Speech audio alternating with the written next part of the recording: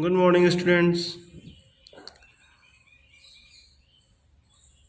Hello आप सभी लोगों को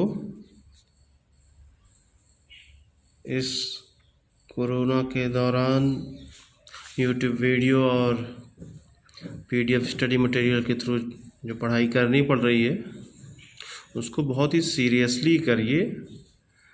लाइटली न लीजिए कि नहीं चलो सही है, टाइम पास है, ऐसा नहीं है।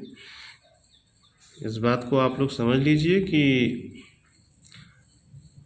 परिस्थितियाँ थोड़ी सी फेवर में नहीं हैं, बट जो भी ये टाइम है इस पूरे टाइम को अपने फेवर में करना है। तो मेरी बात को बहुत ही गंभीरता से लीजिए आप लोग। मैं देख रहा हूँ ना कोई क्लास जो भी हो रही है और अदर सब्जेक्ट्स के कोई नहीं सीरियसली ले रहा है, और किसी भी वीडियो को आप लोग जो है पता नहीं पूरा देख भी रहे हैं कि नहीं देख रहे हैं, क्योंकि क्वेश्चन पूछता हूँ जब फ़ोन करके तो कोई बता नहीं पा रहा है। तो ये सही बात नहीं है। आप लोग जो है पूरे टॉपिक को स्टडी करिए। बुक पीडीएफ में आप लोगों को भेजता हूँ, बुक रीड करिए, स्टडी करिए, अपना जो है नोट्स भेजता हूँ उसको पढ़िए, और जो क्वेश्चन आंसर वगैरह है उस पर कोई क्वेश्चन आप लोगों को पूछना तो रहता ही नहीं है, कुछ पूछ ही नहीं रहा है कभी कोई। चलिए खैर, इस बात को जो है मेरी बातों को आप लोग सोचिए कि पूरे दौर में भी हम लोग जो है पढ़ाई को नहीं छोड़ रहे हैं। क्यों नहीं छोड़ रहे हैं? क्योंकि जीवित व्यक्ति के लिए पढ़ाई बहुत ही ज़रूरी चीज़ है। तो इसलिए जो है उसको करिए और अच्छे से करिए। हम लोग अब हिस्ट्री में 3rd चैप्टर पढ़ेंगे, kinship, caste and class, early societies के बारे में बात करेंगे। तो हम लोग देखेंगे कि इसमें क्या क्या हमें मिलता है पढ़ने के लिए। तो आइए हम लोग चैप्टर पे बात करते हैं। In the previous chapter, we saw that there were several changes in economic and political life between 600 BC and 600 CE. Some of these challenges influenced societies as well. For instance, the extension of agriculture into forested areas transformed the lives of forest dwellers. Craft specialists often emerged as distinct social groups. The unequal distribution of wealth sharpened social differences. Historians often use textual traditions to understand these processes. Some texts lay down norms of social behavior, others describe and occasionally comment on a wide range of social situations and practices. We can also catch a glimpse of some social actors from inscriptions as well. As we will see, each text and inscription was written from the perspective of specific social categories. So we need to keep in mind who composed what and for whom. We also need to consider the language used and the way in which the text circulated. Used carefully text allow us to piece together attitudes and practices that shaped social histories. यहाँ पे हम लोग ये बात कर रहे हैं कि हम लोग अभी पीछे के चैप्टर्स में, हिस्ट्री के से पहले के चैप्टर में हम लोगों ने आर्थिक और राजनीतिक जीवन के जो चेंजेस हुए थे हमने उस पर बात की थी, और कुछ एग्रीकल्चर वगैरह की बातें भी हुई थी। और सोसाइटी में जो स्पेशलिस्ट थे हर एक चीज़ के, उनके नज़रियों की भी बात हुई थी, उनके कामों की भी बात हुई थी।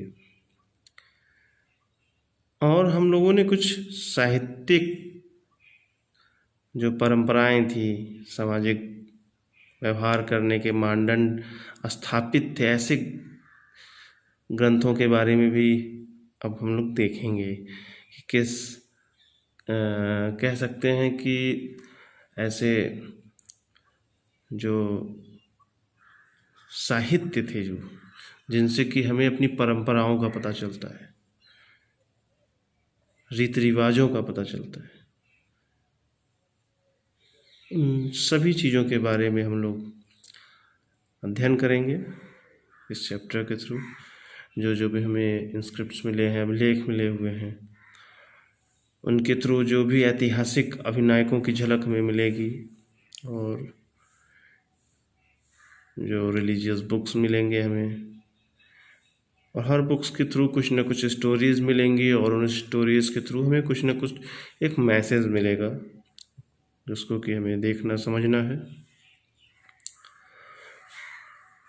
पूरे सब कॉन्टिनेंट में जो सबसे रिच हम लोग कह सकते हैं, पावरफुल मैसेज देने वाला जो ग्रंथ है हम लोग का महाभारत है। हम लोग उसको भी डिस्क्राइब करेंगे, उसके कुछ श्लोकों की भी बात करेंगे। इस तरीके से हम लोग इस चैप्टर में किनशिप, कास्ट एंड क्लास, जहाँ की बंधुत्व, जाति, वर्ग, इन आधार पे हम लोग जो है अर्ली सोसाइटीज़ का अध्ययन करेंगे। हम लोग महाभारत में ही the great tradition of the Mahabharata, इस पे चर्चा करेंगे। इसमें एक पहला पैराग्राफ है, one of the most ambitious projects of scholarship begin in 1919 under the leadership of a noted Indian Sanskrit V.S. Sakthankar. A team comprising dozens of schools initiated at the task of preparing a critical edition of Mahabharata.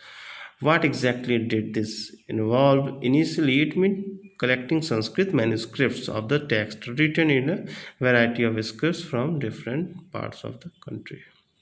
The team worked out a method of comparing verses from each manuscript. Ultimately, they selected the verses that appeared common to most versions and published these in several volumes, running into over 13,000 pages. The project took 47 years to complete.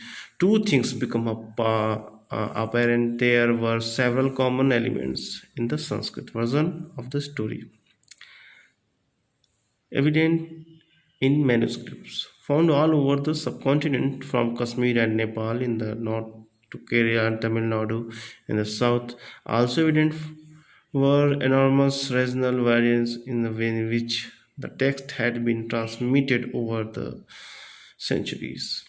These variations were documented in the footnotes and appendix to the main text. Taken together, more than half the 13,000 pages are devoted to these variations. इसमें हम लोग जो है आलोचना, एक मतलब कि आलोचनात्मक बातें होंगी। 1999 में प्रसिद्ध संस्कृत विद्वान V.S. सुकंथाकर के नेतृत्व में एक अत्यंत ही इम्पोर्टेंट एक परियोजना थी।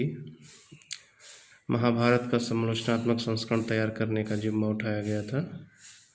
उससे जुड़े क्या क्या कार्य थे, देश के विभिन्न भागों में विभिन्न लिपियों में लिखे गए महाभारत की संस्कृत पांडुलिपियों की एकत्रित किया गया। मतलब कि महाभारत को जितनी भाषाओं में, जितने स्क्रिप्ट्स में इसको लिखा गया था, सभी को इकट्ठा किया गया। परियोजना में काम करने वाले विद्वान जितने भी थे, पांडुलिपियों में पाए जाने वाले श्लोकों की तुलना करने का तरीका ढूंढ निकाला, और उन श्लोकों का चयन किया गया जो लगभग सभी पांडुलिपियों में पाए गए थे।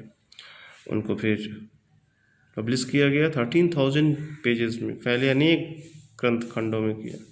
इस परियोजना को पूरा करने में 47 ईयर्स लग गए थे। इस पूरी प्रक्रिया में दो बातें जो निकल कर सामने आई थी वो थी, पहली, संस्कृत के कई पाठों के अनेक अंशों में समानता थी, और यह इस बात से ही एकदम क्लियर था कि समूचे उपमहाद्वीप में, सब कॉन्टिनेंट में सभी पांडुलिपियों में एक समानता देखने में आई। दूसरी बात जो स्पष्ट है वो ये है कि कुछ शताब्दियों के दौरान हुए महाभारत की प्रेषण में अनेक क्षेत्रीय प्रभेद जो उभर कर सामने आए हैं, वो क्षेत्रीय प्रभेद जो आए हैं, प्रभेदों का संकलन मुख्य पाठ की टिप्पणियों और परिशिष्टों के रूप में किया गया। 13,000 पेजेस जो थे उसके आधे से भी अधिक इन प्रभेदों का ब्यौरा देते हैं। एक तरह से देखा जाए तो इन प्रभेद उन गूढ़ प्रक्रियाओं के बारे में बताते हैं जिन्हें सबसे मतलब कि प्रभावशाली ढंग से तरीकों से, लचीले स्थानीय विचारों से संवाद को बनाया जा सके, सामाजिक इतिहासों के रूप में दिया था। यह संवाद मतलब कि जो भी डायलॉग्स थे उसमें, डिबेट्स थे, उन सभी चीज़ों को पिक्चराइज किया गया। इतिहासकारों ने भले ही अलग अलग भाषाओं, अलग अलग स्क्रिप्ट्स में, अलग अलग लिपियों में ये सारी बातें उन्होंने कही महाभारत के ऊपर ही, लेकिन जो समानता हमें देखने को मिली उससे यह एक चीज़ तो हमें क्लियर हो जाती है कि इम्पोर्टेंस थी उन सारे रूल्स एंड रेगुलेशंस की, इम्पोर्टेंस थी हमारे सोसाइटी में, जो हमें डिफरेंट स्क्रिप्ट्स के थ्रू हमें बताया जा रहा था। डिफरेंट टाइप के ये महाभारत बेस्ड जो बुक्स थी, कहानियाँ थी, उनके थ्रू हमें जो मैसेज दिया जा रहा था।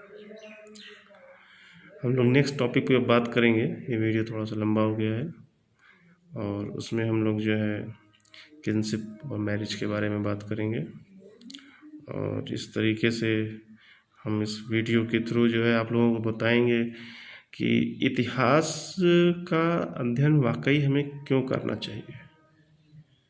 आज आप लोग देख ही रहे हैं कि किस तरीके से इस महामारी के दौर में हम पीछे की सारी जो मतलब कह सकते हैं ऐसे ही ऐतिहासिक पलों को ढूंढ रहे हैं कि ऐसी समस्याएं कब आई थी हमारे इतिहास में और हम उनसे कैसे बचे थे। हम उन्हीं को ढूंढ रहे हैं।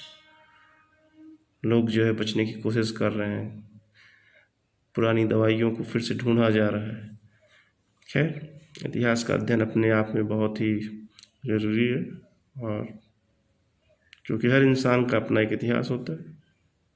हम लोग मिलते हैं नेक्स्ट वीडियो पे।